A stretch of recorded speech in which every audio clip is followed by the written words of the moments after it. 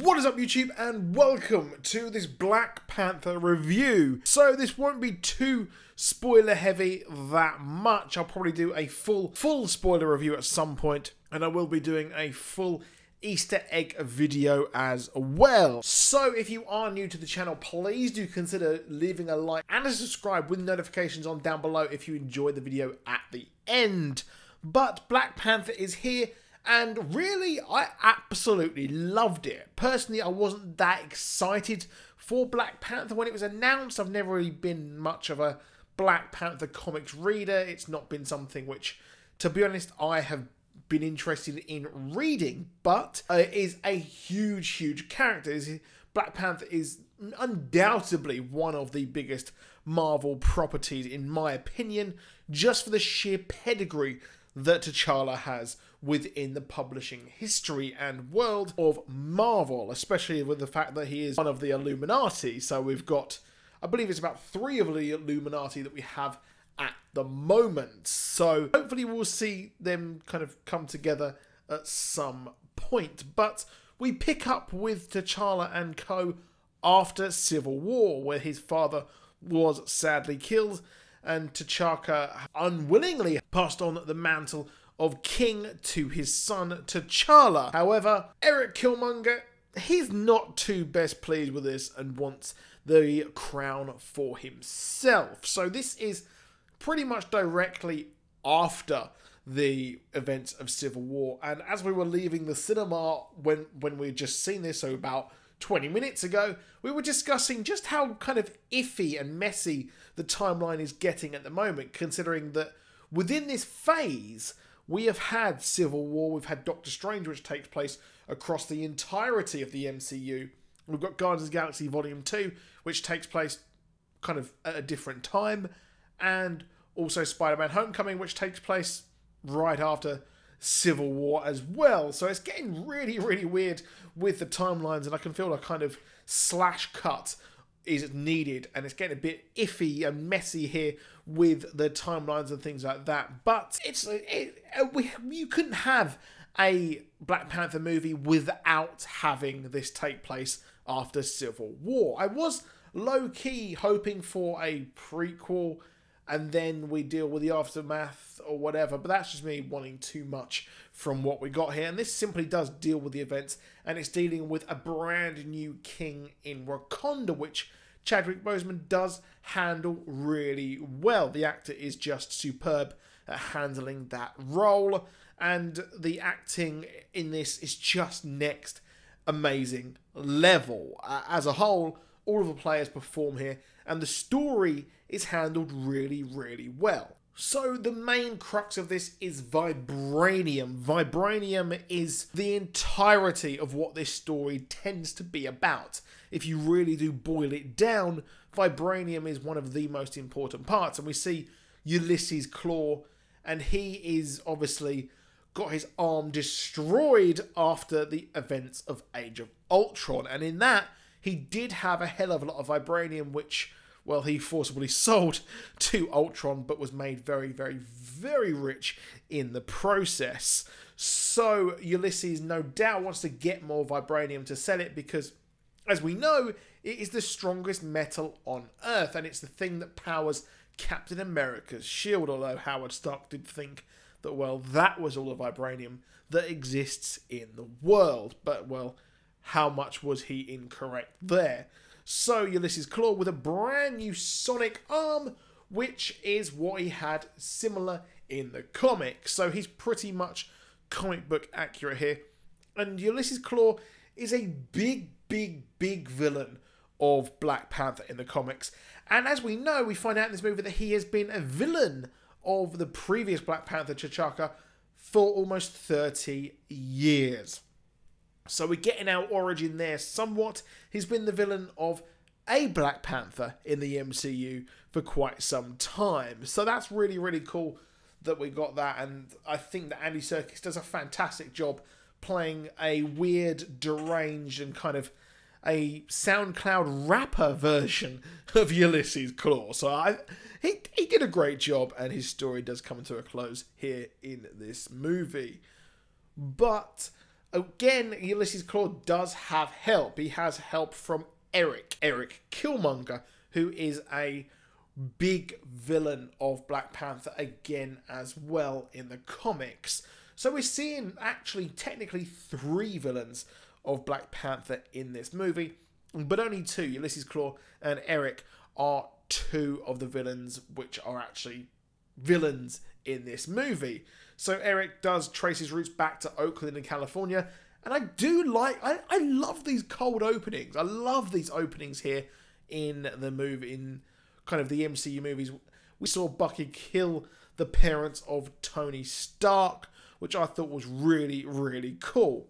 So again here we see the eventual death of poor old Eric's father, and we see Forrest Whitaker's character, who is a humongous character in the comics. Well, he was the one who inadvertently caused this death, as his father wanted, or Eric's father wanted to open up the world of Wakanda to everyone, which, yes, that is a really, really nice aim, but I don't think the idea of opening up Wakanda while taking over the countries and putting these subjugated people in charge, nah, that's not how Wakandans do things. I don't think that's how most people would really want to do things, which is why things like that went down, and possibly why Eric's plans didn't work. He was an incredibly flawed character, damaged by everything that happened. Now, as a whole, the movie was absolutely fantastic. There were many players in this movie. I mean, we've got the Dora Milaje as well.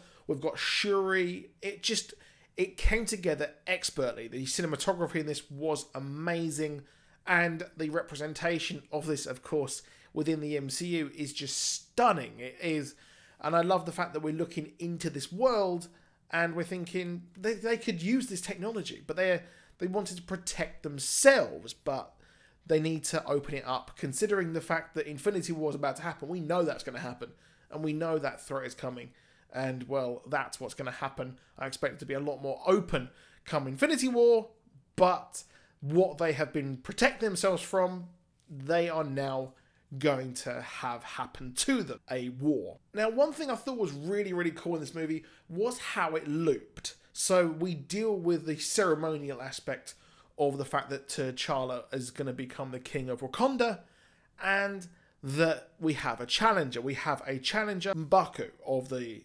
Jabari nation tribe, and that was really cool. We see someone, a real kind of people within Wakanda who have been, I would say, not subjugated, not downtrodden, just really ignored because they don't like the technology. They're kind of Luddites in a way. And we have that challenge happen, but what we have is another loop. So this sets us up for the second half of the movie, as they remind us, they give us this whole rules, they give us the rules of Wakanda, they give us the rules of the challenge, and then, well, it all goes wrong. It all goes completely wrong. So while the first half was pretty much the second half, in a way, it was really cool how we see it all tip on its head, and we have to see Black Panther really strive to become king once again. So he has to try and fight and things like that. And we see a Wakandan civil war. We have people want to reach out to the rest of the world, or simply just not want us to reach out and take over and have a Wakandan empire, which I think is, you know, kind of a nice idea of wanting to reach out to everyone, but trying to destroy everyone, ain't gonna fly. Now, one thing was really weird in this, we don't see a Soul Stone. I have to admit, I did think that a Soul Stone would be introduced to power the Djalia or the Necropolis, but they've merged these. So the Djalia is the plane of Wakandan existence, and this is where a few of the characters go in the comics after they die. This is quite recent. So this is where the kind of mind, the feelings, everything, the energy goes. But they've changed this a lot, and they've changed a lot of the actual Black Panther mythos that we see within this movie. The Black Panther mythos changes from a herb to the heart-shaped kind of vibranium plant. So the vibranium plays a huge impact in this. It is kind of mythology based on technology, which is, again, quite modern. It's quite similar to how things usually work. And the fact that this is changed from a herb, it's kind of more believable. This mystical metal that came from an asteroid, well, it's come down to Earth, and people are thinking that it gives them powers because of the Panther god bust and things like that. But it really is just the powers of vibranium that's given them that. So I really do think that's cool. I think that is a nice change there. It's a better change, and that's how they get their powers. Now, the Necropolis is where all of the previous Black Panthers' minds are kept, and they are able to be accessed. So that's where I thought that we would have the Soul Gem power that, or the Dajalia, but they've merged these together. So when T'Challa meets T'Chaka in this plane of existence, when he has his kind of ritual, that is what the Dajalia is in this movie. So I really do like that. I think that works really, really well. Now, I mentioned M'Baku, and M'Baku was a big villain. He was the Man-Ape, who was another big villain of Black Panther. And that's something which could play into the future. Now, he doesn't like technology. He doesn't like Wakanda reaching out. And if you think about it, we don't have the two other villains. This is the only villain that's left who could possibly actually become a villain later on. And he does consume kind of apes and things like that to become powerful. And he knows that he's able to get possibly access to the vibranium plant thing that he's able to give you the powers of the Black Panther. So if he's able to, if he hates everything after the events of Infinity War, well, he could become the Man-Ape and take on T'Challa. But again, if he did, that would be retreading what we've had before, so I'm not sure I really like that. One thing that was really good, I mentioned previously, was the supporting cast. So we had Daniel Kaluuya, aka Posh Kenneth from Skins, aka the 1 million credits guy in Black Mirror, and the guy from Get Out. So he's a really, really talented British actor, and I absolutely loved the fact that he was in this movie. He had a huge part, really. It's kind of starting this civil war. Now, one thing I really wanted him to explore more was his relationship with Denai Gura's character, one of the Dora Milaje, the general of these bodyguards of the Black Panther and the King. And it's really cool that they kind of had that idea that this civil war is tearing apart lovers. But I wanted to see that a bit more. I wanted to see who they are, why they're together, things like that. But I guess it's the movie was packed as it is, and maybe that just would add just a bit more time. But I wanted to add more stakes. It felt very forced that they were together, and the resolution to the fight again felt pretty forced as well. Now, Shuri was amazing. She was also another Black Mirror alumni. She was in the last episode of, I believe, season 4. And she, the actress that is, she was a great, great addition to that cast, a great addition to this cast here. And I love the fact that this was very humanized. It was very, there was humor, but it felt natural. It felt natural of people, of a brother and sister kind of bickering and things like that. I loved when they were just going through the technology, the Black Panther suits, and also the different technologies, like, what are those? Which, that joke felt a bit out of date in my opinion, but it was still a bit funny seeing it on the screen and things like that. So that was pretty funny, and her acting as Shuri, absolute badass with her technology, and she is smarter than Tony Stark. So I'm excited to see those two meet. As a whole, the movie was really, really good. I did absolutely love it, but at parts, the kind of resolution to the whole movie felt a bit iffy. It felt like it was a huge lead up. So we had the lion's share of the movie was the lead up to Killmonger trying to take over Wakanda, and he seemed to get it pretty easily, and then he also got it, but the battle and the kind of intrigue and things like that felt really, really kind of rushed. So the resolution sadly did feel a bit rushed in the movie, but really it kind of had to be to you know, end the movie. It's kind of similar to what happens in Thor, where Thor loses his kind of mantle in the first movie, and he spends nearly all the movie not having his powers, which, if that happened in Black Panther, that would be really boring, and it was in Thor. So we run the risk of a big kind of imbalance there. However, this did work, and now we are out there in the open. Wakanda has decided to reach out, so I expect a lot of technology to be given and it be a realistic fight against Thanos. Now, if he invaded without Wakanda technology, it wouldn't be a fair fight at all. So this kind of evens the odds just a bit to Thanos, and we've got Bucky is out of his whole mind control thing.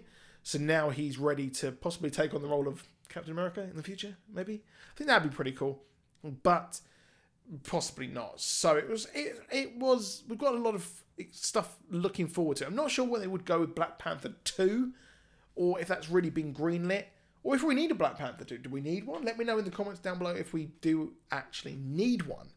I'm not sure we do, but let me know what you think. Finally, we did see Martin Freeman return in this movie as Everett Ross. He was in Civil War. He was a big part of Civil War, really, with the terrorist aspect of that movie.